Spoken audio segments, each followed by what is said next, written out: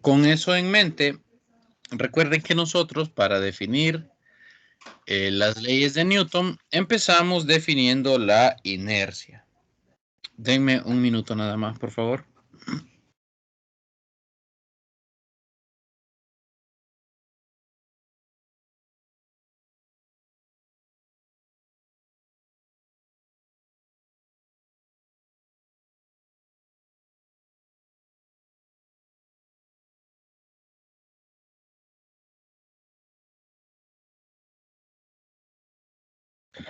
Ahora sí, disculpen. Bien. Retomando entonces, antes de entrar a la dinámica traslacional, es decir, a las leyes de Newton, nosotros primero hablábamos de la inercia, ¿sí? Y dijimos que la masa era una medida de la inercia, de qué tan fácil o qué tan difícil iba a ser cambiar el estado de movimiento de un objeto, de un cuerpo.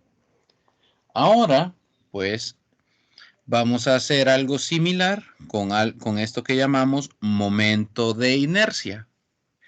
Le vamos a llamar momento de inercia y este va a funcionar como el análogo de la masa en el movimiento traslacional. Es decir, el momento de inercia nos va a dar a nosotros una idea de qué tan fácil o qué tan difícil sería iniciar la rotación de un objeto. ¿Sí? ¿Qué tan fácil o qué tan difícil sería iniciar la rotación, poner a rotar un objeto? Entre mayor sea el momento de inercia, más difícil es cambiar el estado de movimiento rotacional de un cuerpo. Bien, entonces, vamos a ver. Vamos a recordar la clase anterior. Eh, teníamos aquí toda la descrita la cinemática rotacional. Recuerden que ahora la posición se llama posición angular y la medimos en radianes.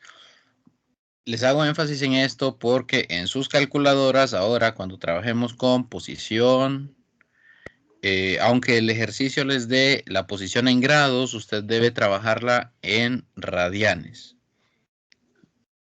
Ok. Bien, entonces acá tenemos el análogo, o perdón, las ecuaciones de cinemática rotacional con su análogo traslacional. En la siguiente presentación vamos a ver la relación que hay entre estas cantidades. Bien, recordando también que en física, pues la inercia es la propiedad que tienen los cuerpos de permanecer en su estado de reposo relativo o movimiento relativo.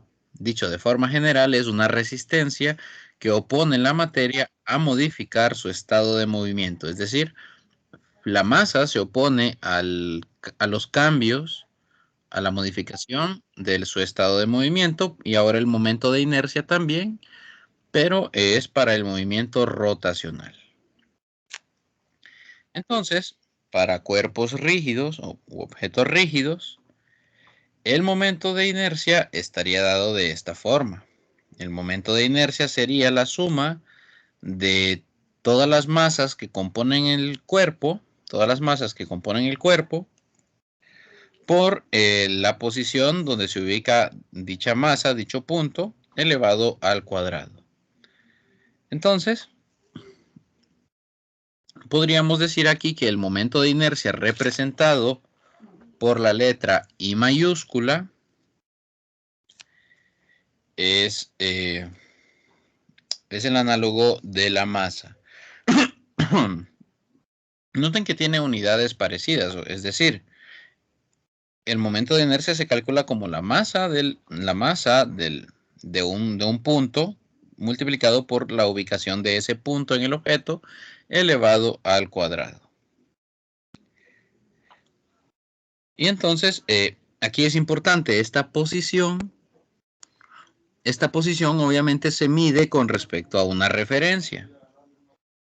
Entonces, aquí es importante que el centro de masa siempre lo calculamos con respecto al centro de giro, es decir, con respecto al eje de giro. Este eje de giro usted lo puede colocar como usted desee. Y entonces, dependiendo de cómo usted lo coloque, así también tendrá su momento de inercia. Esto depende de cómo quiere usted que rote el objeto. Digamos, si usted tiene una varilla de radio A, entonces usted puede colocar el eje de giro de forma perpendicular a la varilla. Es decir, paralela al radio, ¿sí? Y hacer girar la varilla. O usted podría colocar el eje de giro perpendicular al radio. Y también podría hacer rotar la varilla. En ambos casos tendría un momento de inercia diferente porque es un eje de giro diferente. Entonces se van a modificar estas distancias. Eso lo vamos a ver con los ejemplos. Pero téngalo en cuenta. El momento de inercia va a depender del eje de giro del cuerpo. Bien, si el sistema está compuesto por varios objetos puntuales, el momento de inercia es la suma de los momentos de inercia de cada una de las partículas. Y entonces tenemos, tenemos el desarrollo de la sumatoria que habíamos planteado anteriormente. Masa 1 por la posición 1 con respecto al eje de giro, elevado al cuadrado. Masa 2 con su posición 2, masa 3 y su posición 3. Las posiciones elevadas al cuadrado. Bien, entonces, en la mecánica rotacional, cuando ya hablamos de la dinámica rotacional, la inercia y el momento de inercia o la inercia rotacional va a desempeñar, pues, un papel muy similar al de la masa. Entonces, realmente, y bueno, y como podemos observar, el momento de inercia depende de la masa de las partículas que componen el cuerpo. Y también depende pues de la ubicación donde éstas se encuentren con respecto al eje de rotación. Ok, esto es importante. El momento de inercia, si ustedes se fijan, el momento de inercia puede depender de dos cosas. Esto es importante por alguna pregunta teórica que pueda venir, en el examen o en un control de lectura. El momento de inercia es mayor si la masa, si esa masa es mayor. Si la masa es mayor, si la masa aumenta, el momento de inercia aumenta. Pero también si la masa se ubica lejos, del eje de giro, también aumenta el momento de inercia. Y si usted me pregunta a mí, ¿qué influye más? Influye más la posición con respecto al eje de giro. ¿Por qué influye más la posición? Porque está elevada al cuadrado, ¿sí? O sea que un cambio, si usted aleja, si la posición de esta masa 1 se ubica a 2 metros del eje de giro, suponiendo que está a 2 metros del eje de giro, quiere decir que el momento de inercia, pues, va a ir multiplicado por 2 al cuadrado. Supongamos que se aleja, que la masa está ubicada a 10 metros del eje de giro. Entonces aquí ya hablamos que el momento de inercia ya no multiplica por 10, sino que por 100. Sería 10 al cuadrado. Entonces, influye más la posición que el mismo valor de la masa, ¿sí? Influye más la posición con respecto al eje de giro que la misma masa. Ok, ¿qué efecto tiene aumentar o disminuir el momento de inercia? Entre mayor sea el momento de inercia, más difícil es poner a rotar ese cuerpo. Entre menor sea el momento de inercia, pues será más fácil iniciar la rotación del cuerpo si lo comparamos con otro que tuviera un momento de inercia mayor. Ok. Entonces, bueno, aquí lo dice también, cuando la masa se aleja del eje de rotación, se hace cada vez más difícil cambiar la velocidad de rotación del sistema. Esto es porque el momento de inercia depende del cuadrado de esta distancia.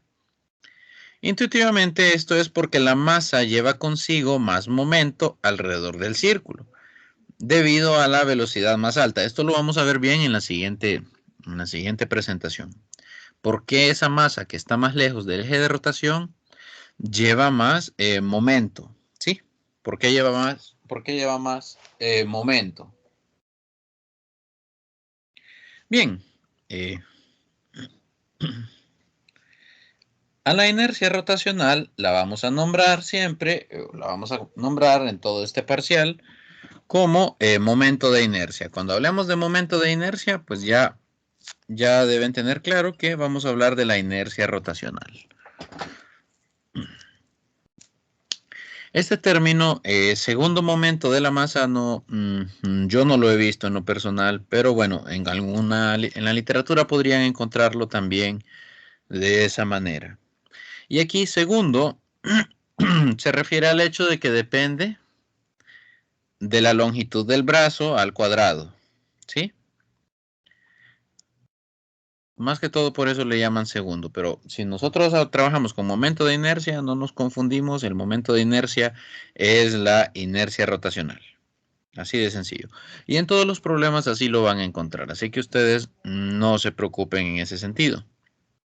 Ahora bien, ¿qué unidades tiene la inercia rotacional o el momento de inercia? Tiene unidades de kilogramo metro cuadrado. Estas serían las unidades del sistema internacional.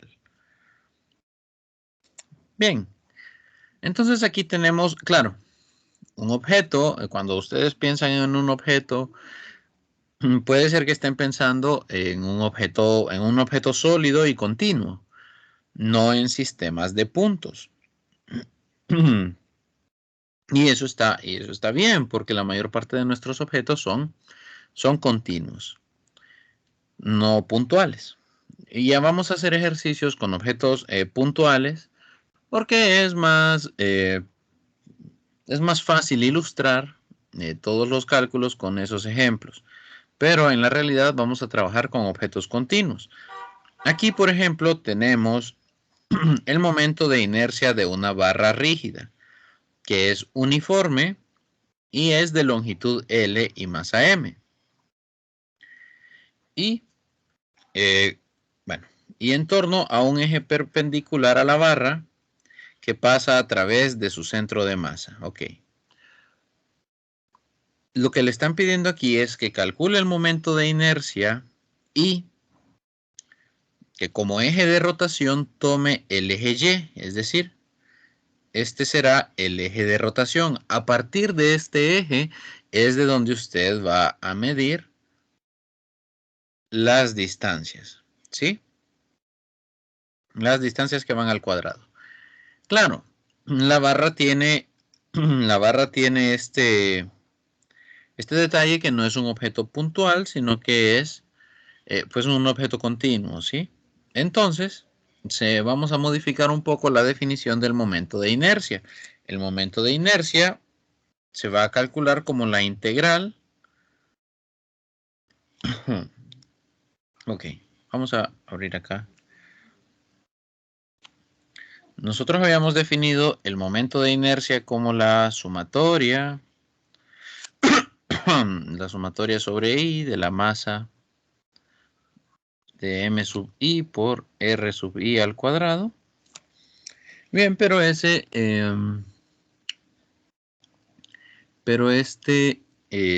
definición nos sirve para objetos puntuales, no para objetos continuos. Entonces lo que hacen es tomar un pequeño diferencial de masa. Si usted viene y a la barra, lo que hace es ir analizando un pequeño diferencial de masa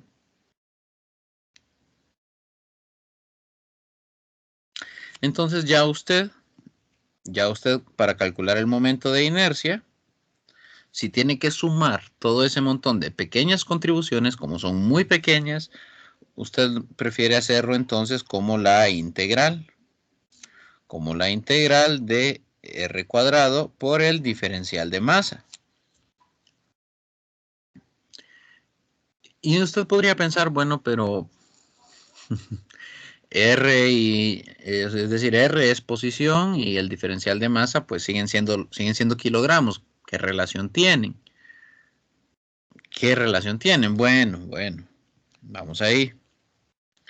Resulta que la masa, utilizamos esta relación, utilizamos que la densidad es igual a la masa sobre el volumen. Pero, en este caso, esto es una densidad volumétrica. Densidad volumétrica.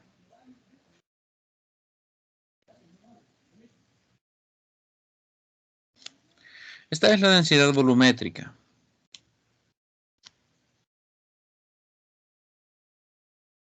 Dios mío. Ahí sí. Esta es la densidad volumétrica. ¿Sí? Pero aquí vamos a asumir que esta barra es, aparte de que vamos a estudiar pequeñas piezas de masa diferencial, es decir, masas muy pequeñas. Aparte de eso, vamos a asumir que la barra es muy delgada. Entonces, para que no aplique la densidad volumétrica, entonces vamos a utilizar otro concepto que se llama densidad lineal. Densidad lineal.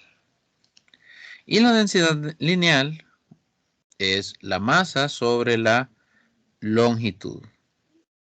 Entonces,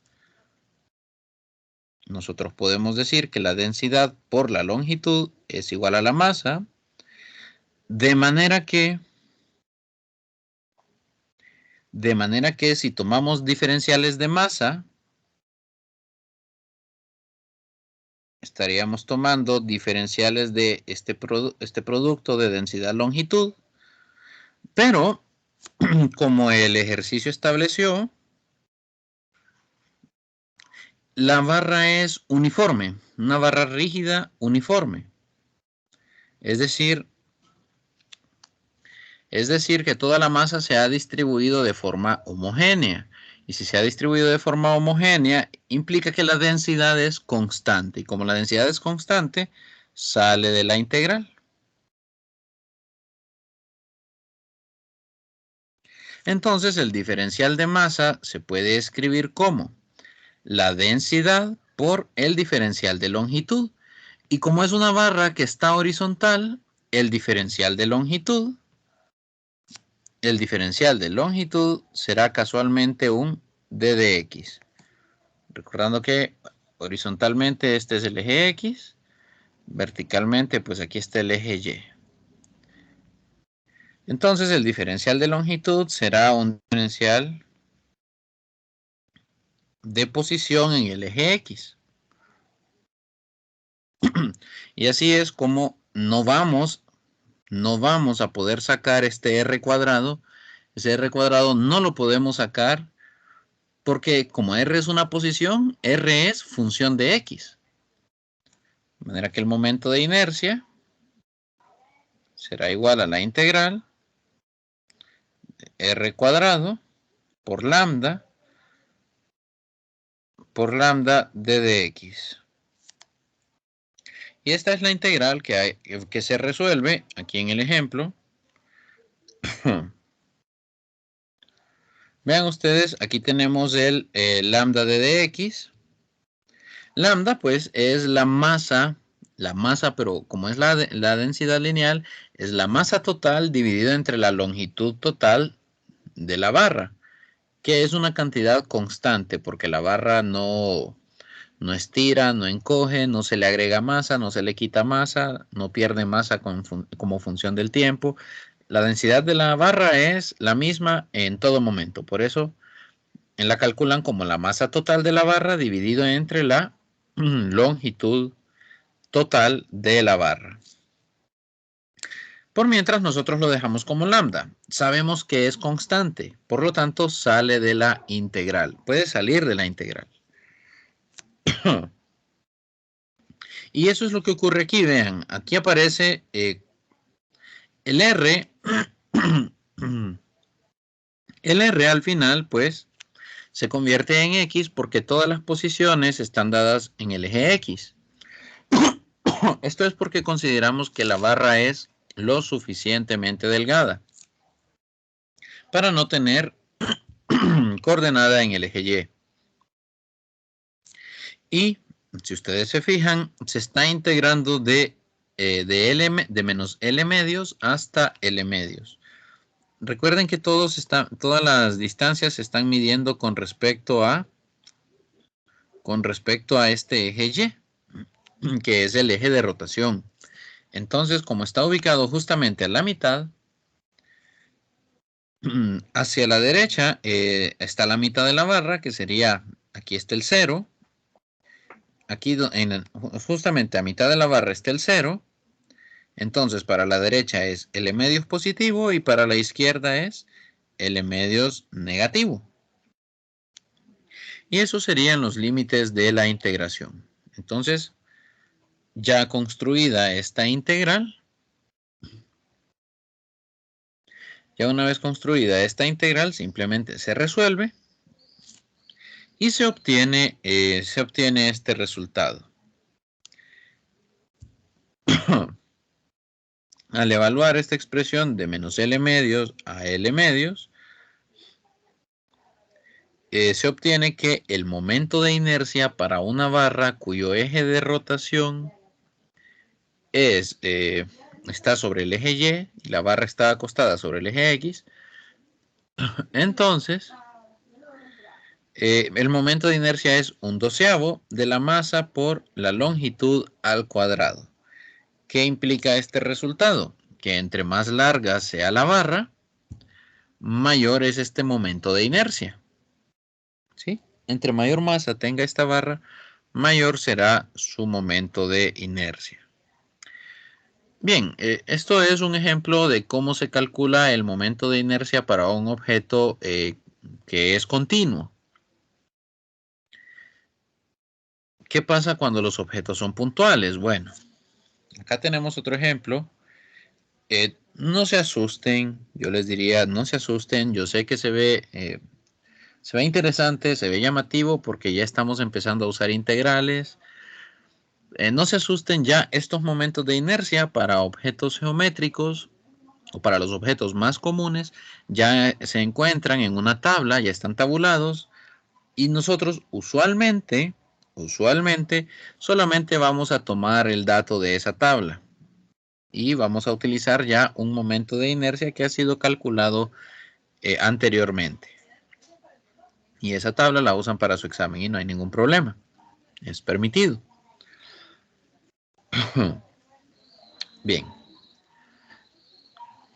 4 esferas pequeñas se amarran a los extremos de 2 barras con masa despreciable. Ojo, las barras tienen masa despreciable. Entonces no se toman en cuenta para el cálculo del momento de inercia. Yacen en el plano XY, así como vemos en la figura A. Se supondrá que los radios de las esferas son pequeños en comparación con las dimensiones de las barras. ¿Por qué queremos que los radios sean pequeños? ¿Por qué suponemos que los radios van a ser pequeños? Porque así esas esferas las podemos tratar como puntos, como masas puntuales. Si no, tendríamos que tomar en cuenta entonces el momento de inercia de una esfera y habría que calcularlo. Ok. Entonces asumimos que los radios de las esferas son pequeños, de manera que se toman como masas puntuales. Y entonces dice el inciso A. Si el sistema da vueltas en torno al eje Y con una rapidez angular omega, encuentre el momento de inercia y la energía cinética rotacional del sistema en torno a este eje. Ok. Piden entonces calcular el momento de inercia. El momento de inercia y la energía cinética rotacional del sistema.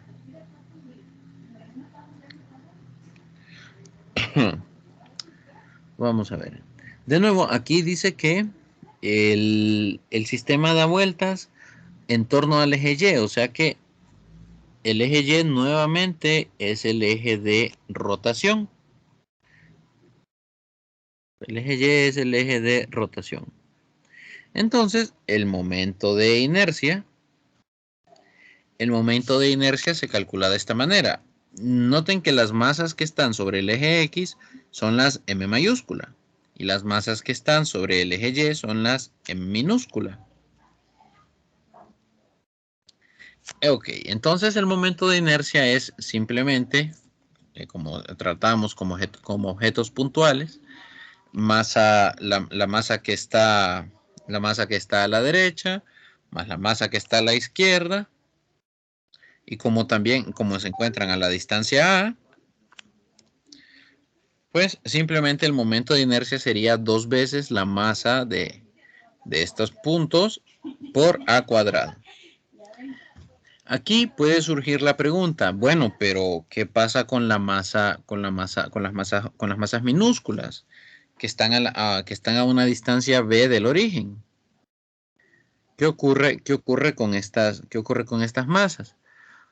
Debido a que estas masas están sobre el eje de rotación, como están sobre el eje de rotación, están a una distancia cero del eje de rotación. Y entonces no se toman en cuenta para el cálculo del momento de inercia, no están afectando porque ya se encuentran sobre el eje de rotación.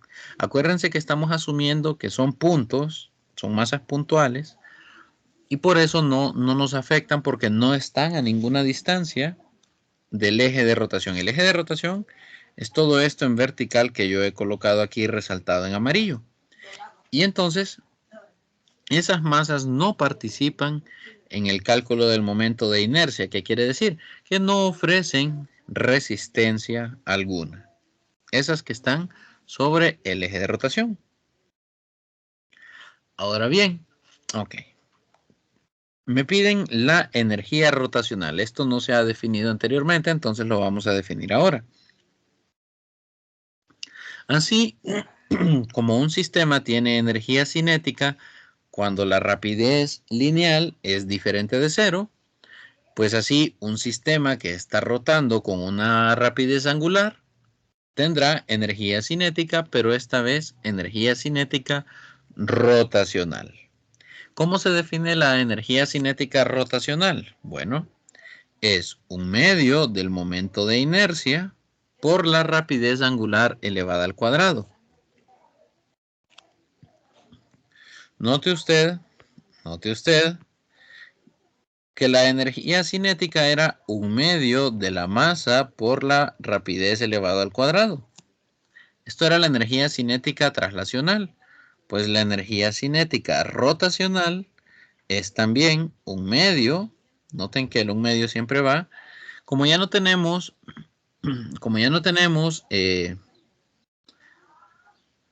rapidez lineal, sino que tenemos rapidez angular, pues va la rapidez angular al cuadrado. Y el análogo de la masa ya habíamos establecido que era el momento de inercia. Entonces, momento de inercia. De manera que la energía cinética rotacional es un medio del momento de inercia por la rapidez angular al cuadrado. Y entonces, aquí simplemente sustituimos el momento de inercia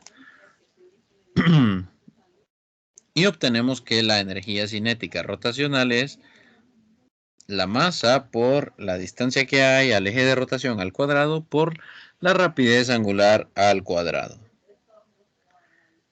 Bien, y aquí tenemos el comentario, ¿verdad? Notar que las dos esferas de masa m no entran en este resultado porque no tienen movimiento en torno al eje de rotación. Por lo tanto, como no tienen movimiento en torno al eje de rotación, su energía cinética rotacional deberá ser 0.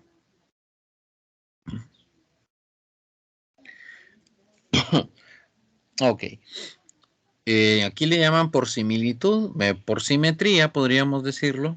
Si cambiamos el eje de rotación, que ya no esté sobre el eje Y, sino que sea sobre el eje X, pues usted podría determinarlo, podría calcularlo, y encontraría que el momento de inercia es 2 veces la masa minúscula por b cuadrado, y la energía cinética rotacional alrededor del eje X sería pues muy parecido al que ya obtuvimos, pero con la masa minúscula y la distancia b que hay del eje de rotación donde se encuentran las masas puntuales. Entonces, importante que usted recuerde que si hay masas que están sobre el eje de rotación, estas no ofrecen resistencia al movimiento rotacional. Por lo tanto, no se toman en cuenta en el cálculo del momento de inercia. Y pues que un objeto que rota, aunque no se traslade de un lugar a otro, tendrá energía cinética rotacional. Este sería un nuevo tipo de energía que vamos a incluir ahora en nuestros análisis. Bien. Suponga que el sistema da vueltas en el plano XY, es decir, en torno a un eje Z. Sería más o menos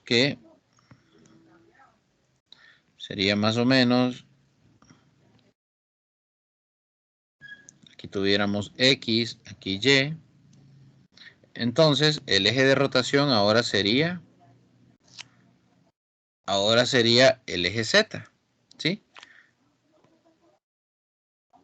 Ahora todas las masas, si ustedes se fijan, ahora todas las masas están a una distancia del eje de rotación. Todas las masas se encuentran ahora a una distancia del eje de rotación. Bueno, si eso ocurriera, entonces el momento de inercia, pues, sería, vea usted, la suma del momento de inercia que teníamos sobre el eje Y más el momento de inercia sobre el eje X. Y aquí faltó un 2. Aquí va un 2, pero aquí faltó el 2, pero aquí sí se puso, note usted. Eso aquí fue que faltó nada más, pero aquí está. Siempre está. Entonces, note que el momento de inercia, el nuevo momento de inercia sobre este nuevo eje de rotación, sería la suma de los momentos de inercia que habíamos calculado anteriormente. Y la energía cinética rotacional, pues, sería vamos a ver, aquí también, aquí es que sobra un 2. Aquí es que sobra un 2. Vamos a ver, sí. Aquí sobre este 2 nada más. Y entonces noten que la energía cinética rotacional sería la energía cinética rotacional que habíamos calculado cuando el eje de rotación era el eje Y, más la energía cinética rotacional que fue calculada, perdón, cuando el eje de rotación fue el eje X. Entonces aquí es cuando ya ponemos a rotar el sistema en torno a un tercer eje de rotación que es perpendicular a los otros dos, ¿verdad? Como fue en este caso. Pusimos a rotar con respecto al eje Z.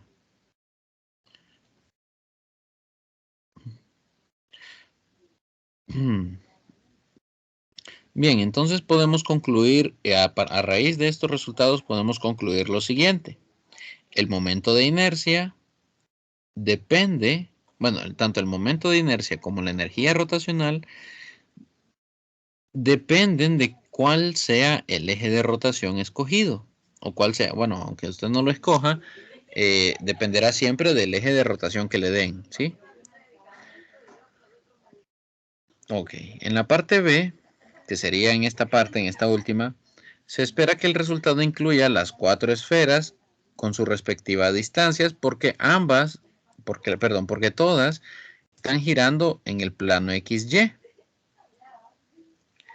En función del teorema trabajo-energía cinética en el que la energía cinética rotacional del inciso A sea menor que la del inciso B, indica que se requiere menos trabajo para poner el sistema en rotación en torno al eje Y que en torno al eje Z. Ok, esto iba relacionado, creo que con ustedes no hice ese análisis. Por ejemplo, si usted ocupa 100 joules de trabajo para mover un objeto y 50 joules de trabajo para mover otro objeto, quiere decir que el objeto para el cual usted ocupa 50 joules para trasladarlo del punto A al punto B necesita menos energía, ¿verdad? Para, entre comillas, decir, para trasladarse. Y el que ocupa 100 joules, pues usted tendrá que poner más energía a ese objeto para que él se traslade de un punto A a un punto B. Pues algo similar se dice aquí. Si el eje de rotación es el eje Y, usted anula el momento de inercia de las masas minúsculas y es más fácil poner a rotar el sistema alrededor de ese eje que hacerlo alrededor del eje Z, donde usted tiene que poner en movimiento las 4 masas. Ahí se requiere pues una mayor cantidad de trabajo. Ok, vamos a ver. Bien, nos vamos a quedar por aquí, jóvenes, por la hora. Muchas gracias por su atención y bueno, nos veremos el día de mañana.